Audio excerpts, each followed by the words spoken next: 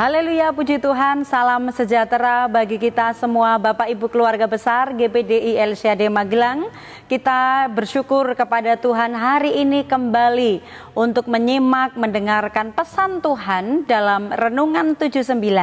Mari Bapak Ibu kita akan sama-sama membuka Alkitab kita di dalam 1 Raja-Raja 15 ayat 9 sampai 13. Sekali lagi 1 Raja-Raja 15 ayat 9 sampai 13. Demikianlah bunyi firman Tuhan. Asa Raja Yehuda. Dalam tahun ke-20 zaman Yerobeam Raja Israel, Asa menjadi raja atas Yehuda. 41 tahun lamanya ia memerintah di Yerusalem. Nama neneknya yang perempuan ialah Maaka, anak Abisalom. Asa melakukan apa yang benar di mata Tuhan seperti Daud bapa leluhurnya. Ia menyingkirkan pelacuran bakti dari negeri itu dan menjauhkan segala berhala yang dibuat oleh nenek moyangnya. Bahkan ia memecat Maaka, neneknya, dari pangkat ibu suri karena neneknya itu membuat patung Asyera yang keji. Asa merobohkan patung yang keji itu dan membakarnya di lembah Kidron. Puji Tuhan. Bapak Ibu, ini adalah kisah yang luar biasa dari kisahnya Raja Asa, ya. Asa ini diangkat menjadi raja atas Yehuda menggantikan ayahnya. Ayahnya ini adalah Raja Abiam, ya. Nah, namun Bapak Ibu kalau membaca di dalam pasal sebelumnya, ya, di perikop sebelumnya tentang Raja Abiam ini, dia adalah raja yang jahat. Dia raja yang melakukan dosa pada masa pemerintahannya di hadapan Tuhan, di mana dia sebagai seorang pemimpin tidak memberikan teladan, tetapi justru dia seorang pemimpin yang berbuat jahat, berbuat dosa di hadapan Tuhan. Tetapi kalau kita belajar tentang pemerintahan dari Raja Asa, anaknya daripada Abiam ini, Bapak Ibu, Asa ini tidak mengikuti jejak dosa yang dilakukan oleh ayahnya, ya. Tentu saja ketika dia melanjutkan pemerintahan dari ayahnya, ini adalah bukan sesuatu hal yang mudah. Karena dia harus merombak semua hal-hal yang tidak baik yang dilakukan oleh ayahnya atas rakyatnya, dan dia harus mengubahkan itu menjadi sesuatu hal yang lebih baik atau menjadi lebih baik dari pemerintahan ayahnya. Dan Asa ini harus melakukan sebuah gerakan untuk memperbaiki pemerintahannya, untuk memperbaiki kerajaan dan rakyatnya, di mana mereka yang sudah terpola dengan kehidupan dosa di bawah pimpinan ayahnya. Ini adalah sesuatu hal yang sulit, Bapak Ibu. Ini adalah sesuatu hal yang sangat berat tentu saja untuk dilakukan oleh Raja Asa ini. Namun kalau kita belajar dari apa yang dilakukan oleh Raja Asa ini, dia harus memiliki tindakan yang tegas. Ini adalah tema firman Tuhan hari ini, Bapak Ibu, yaitu saya memberikan tema bersikap tegas. Ya, bersikap tegas ini adalah merupakan sebuah keputusan yang sangat penting untuk seseorang memiliki sikap, ya. Baik di dalam dia mengambil keputusan-keputusan atau kebijakan-kebijakan, maupun ketika dia melakukan atau melaksanakan sebuah peraturan-peraturan, maka sebagai seorang pemimpin dia harus memiliki tindakan atau memiliki sikap yang tegas. Bersikap tegas ini sangat diperlukan bagi kita semua, terutama khususnya bagi para pemimpin-pemimpin yang ada. Tegas artinya adalah sikap yang dibutuhkan untuk menyatakan pendapat, menyatakan hak, menyatakan otoritas dalam sebuah keputusan. Jadi ketegasan ini diperlukan menjadi sebuah hal yang sangat penting di dalam sebuah organisasi, dalam sebuah kepemimpinan, atau juga di dalam sebuah peraturan-peraturan keluarga, Bapak Ibu, atau bahkan tegas ini juga dibutuhkan dalam kehidupan kita secara pribadi. Karena kita sebenarnya juga adalah seorang pemimpin. Pemimpin atas siapa? pemimpin atas diri kita sendiri. Kalau kita tidak memiliki sikap yang tegas, maka kita menjadi pribadi yang lemah, yang mudah terombang-ambingkan, mudah juga mungkin diremehkan oleh orang lain, ya.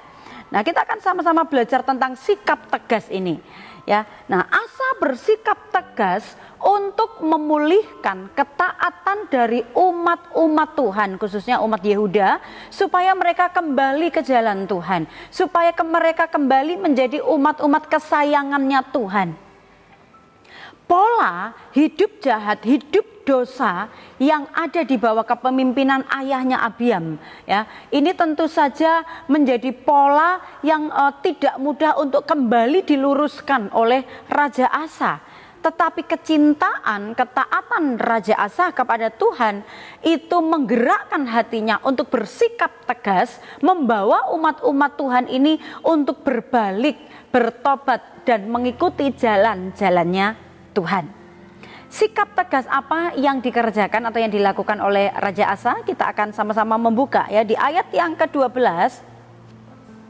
Di ayat yang ke-12 tadi, yaitu yang dilakukan atau sikap tegasnya Asa adalah dia menyingkirkan pelacuran bakti, ya.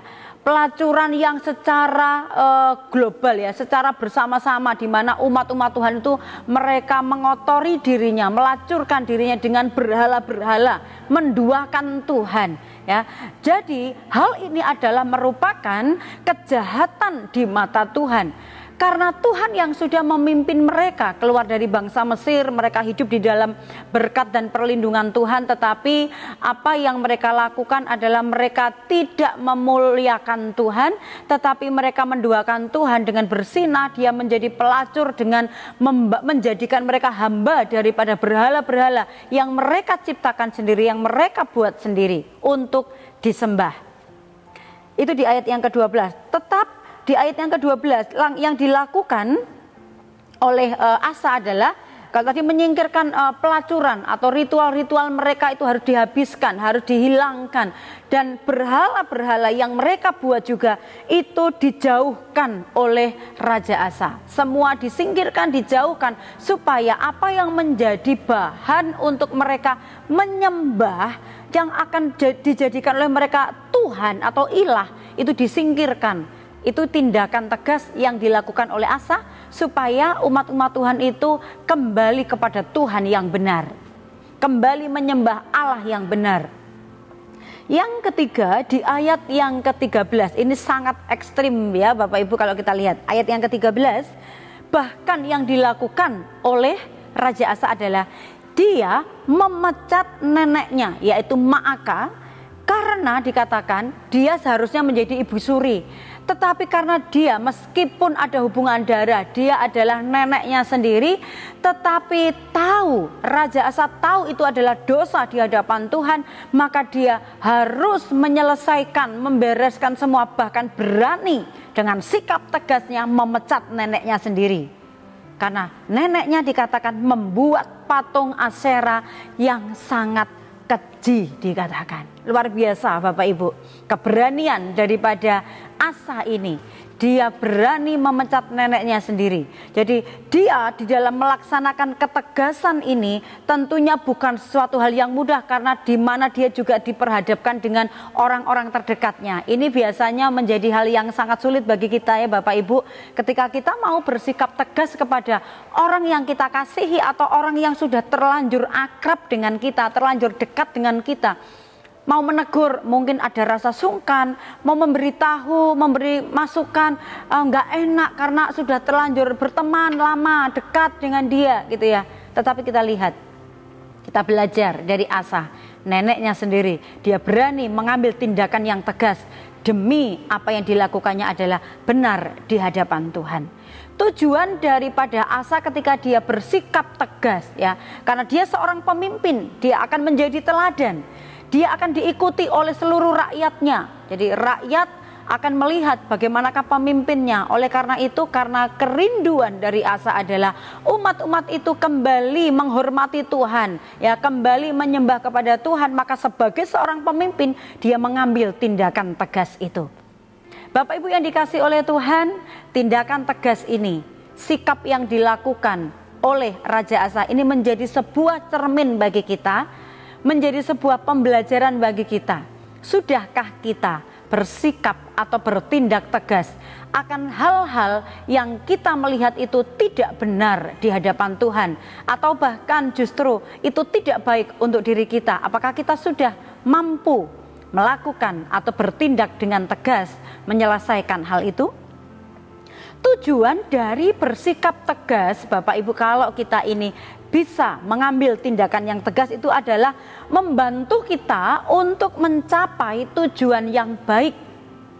Tujuan dari Raja Asa adalah mengembalikan umat-umat Tuhan kepada Tuhan, kembali menyembah kepada Tuhan, kembali beribadah kepada Tuhan. Tujuannya yang baik itu harus dapat terlaksana, yaitu dengan cara apa? Dia harus memiliki sikap yang tegas kepada mereka. Jadi bersikap tegas adalah membantu seseorang untuk mencapai tujuan yang baik, ya. Yang kedua yang saya catat, tujuan untuk kita bersikap tegas adalah supaya kita tidak mudah terpengaruh. Bapak Ibu yang ada di lingkungan kita, di mana kita berada, tentu saja ada hal yang baik yang kita lihat, tetapi juga tidak jarang ada hal-hal yang tidak baik yang diperhadapkan di lingkungan kita atau di sekitar kita. Tetapi apabila kita memiliki sikap yang tegas, itu menolong kita, membantu kita supaya kita tidak mudah terpengaruh atau terbawa arus dengan hal-hal yang tidak baik yang terjadi di sekitar kita. Yang ketiga, tujuan kita bersikap tegas untuk membantu kita di dalam hal pengambilan keputusan yang tepat, Bapak Ibu, ya. Ada banyak masukan mungkin di dalam hidup kita. Ada banyak hal yang mungkin orang menasehati kita. Kalau kita tidak memiliki sikap yang tegas, kita tidak bisa tahu yang mana yang baik, ya. Kita diberikan hikmat oleh Tuhan. Kalau kita tahu itu yang masukannya hal yang nggak baik, kita tidak boleh terima itu, dan kita harus punya sikap yang tegas, menerima, mengambil. Yang harus kita lakukan adalah yang baiknya, dan ini butuh ketegasan. Bukan berarti kalau ini teman dekat memberikan masukannya nggak baik, kita terima aja, nggak enak kalau nggak diterima. Tidak. Sikap yang tegas membantu dan menolong kita untuk kita mengambil keputusan yang tepat dan yang benar. Yang keempat adalah melatih diri kita di dalam mengambil sikap atau keputusan, ya. Bersikap tegas ini melatih kita. Mungkin sebelumnya kita belum menjadi orang yang tegas, tetapi saat ini firman Tuhan boleh kita dengar, kita akan belajar bersikap tegas di dalam kita mengambil setiap keputusan-keputusan. Kalau kita tahu bahwa tujuan dari sikap tegas kita ini adalah untuk membangun hal-hal yang baik, mengubah hal-hal yang buruk menjadi hal-hal yang baik, maka kita harus tahu hal-hal apakah yang harus kita putuskan secara tegas. Hal-hal apakah yang harus kita tolak dengan tegas yang bisa meracuni hidup kita, ya. Hal-hal yang perlu kita sikapi dengan tegas adalah yang pertama, tentu saja kita harus dengan tegas menolak perbuatan dosa. 2 Korintus 4 ayat yang kedua, firman Tuhan berkata demikian. Tetapi kami menolak segala perbuatan tersembunyi yang memalukan. Kami tidak berlaku licik dan tidak memalsukan firman Allah. Sebaliknya kami menyatakan kebenaran, dan dengan demikian kami menyerahkan diri kami untuk dipertimbangkan oleh semua orang di hadapan Allah. Kalau kita punya sikap yang tegas menolak dosa, menolak perbuatan-perbuatan yang tercela, maka orang yang memperhatikan hidup kita, mereka akan mempertimbangkan benar bahwa kita sebagai anak Tuhan ternyata punya sikap tidak mudah dipengaruhi oleh apapun juga. Yang kedua adalah hal-hal yang perlu kita sikap atau tindakan tegas, ya. Yang kedua adalah pengaruh buruk lingkungan. Seperti tadi yang saya sampaikan bahwa orang-orang terdekat kita itu memiliki kekuatan untuk bisa mempengaruhi kita. Kalau kita tidak punya sikap yang tegas, kita akan mudah terbawa arus. Jadi oleh karena itu kita harus memiliki sikap yang tegas itu, ya. Dalam 1 Korintus 15 Ayat yang ke-33 di sana dikatakan, janganlah kamu sesat, pergaulan yang buruk merusakkan kebiasaan yang baik. Dari sini kita bisa belajar atau bercermin Bapak Ibu kepada firman Tuhan. Lingkungan kita itu pasti akan memiliki kekuatan besar membentuk kita. Oleh karena itu perhatikan lingkungan kita seperti apa, teman-teman kita itu seperti apa. Jangan sampai pergaulan atau lingkungan yang buruk itu justru merusakkan hal-hal yang baik yang ada dalam hidup kita. Kalau misalnya kita mungkin masih ada hal-hal yang tidak baik, justru bertemanlah, bergaullah dengan lingkungan yang baik, lingkungan yang akan membawa engkau untuk menjadi orang lebih baik lagi, ya. Ini adalah sikap, ini adalah keputusan untuk kita memiliki sikap yang tegas supaya hidup kita tidak mudah terbawa olehnya, ya, oleh hal-hal yang tidak baik. Nah, kalau kita punya sikap yang tegas, maka akan menghasilkan sesuatu yang baik bagi kita, Bapak Ibu. Apa hasil dari sikap tegas kalau kita dapat melaksanakannya? Yang pertama saya catat adalah kita mempunyai pendirian. Kita menjadi pribadi yang mempunyai pendirian, tidak mudah digoyahkan oleh orang di luar kita. Yang kedua, kita akan lebih mudah dalam mengambil keputusan karena kita sudah dilatih, karena kita sudah belajar untuk memiliki sikap yang tegas. Maka dengan sikap yang tegas itu yang sudah terlatih itu akan menolong kita, membantu kita menjadi lebih mudah di dalam pengambilan keputusan-keputusan kita. Yang ketiga, maka kita menjadi orang yang tidak mudah diremehkan oleh orang lain. Mari Bapak Ibu, setiap firman Tuhan itu bertujuan membangun kita, memperbaiki kita. Mari kita memiliki jiwa, kekuatan atau sikap yang tegas di dalam kehidupan kita, supaya hanya hal yang baik yang kita miliki, karena kita percaya orang yang tegas adalah orang yang terus tetap berpegang kepada kebenaran firman Tuhan, dan kebenaran firman Tuhan itulah yang akan menjadikan kita orang-orang yang bermanfaat, orang-orang yang spesial, orang-orang yang dipakai oleh Tuhan dengan luar biasa. Puji Tuhan, Tuhan memberkati kita senantiasa Bapak Ibu. Kiranya firman Tuhan ini akan membangun kita, membentuk kita untuk menjadi pribadi-pribadi yang lebih baik. Dan saya berterima kasih kepada Bapak Ibu sekalian, kami hamba-hamba Tuhan berterima kasih karena Bapak Ibu yang dengan setia mengikuti renungan 79 setiap harinya. Dan bagi Bapak Ibu yang ingin memiliki doa-doa yang perlu kami doakan, atau memiliki pokok-pokok doa tertentu, dan juga bisa bercerita, menyaksikan tentang kebaikan Tuhan, ya, mujizat kesembuhan atau pemulihan keluarga yang Bapak Ibu alami, Bapak Ibu dapat membagikannya atau men-share-nya di dalam chat WhatsApp di nomor 081327420088. Mari kita bertumbuh bersama untuk saling melengkapi, saling membangun, saling mendoakan, dan kita tetap setia di dalam Tuhan. Mari tundukkan kepala, kita akan berdoa. Kami bersyukur Tuhan buat setiap kebenaran firman-Mu. Firman-Mu adalah kebenaran, firman-Mu akan terus membangun kami menjadi pribadi-pribadi yang mencintai Tuhan, yang mencintai kebenaran-kebenaran firman Tuhan. Berkati umat-umat-Mu, keluarga besar GPDI LCAD Magelang, untuk mereka terus bertumbuh di dalam Engkau, iman percayanya semakin kuat di dalam Engkau. Allahku, Engkau, keluarga GPDI LCAD Magelang hendak bersyukur kepadamu.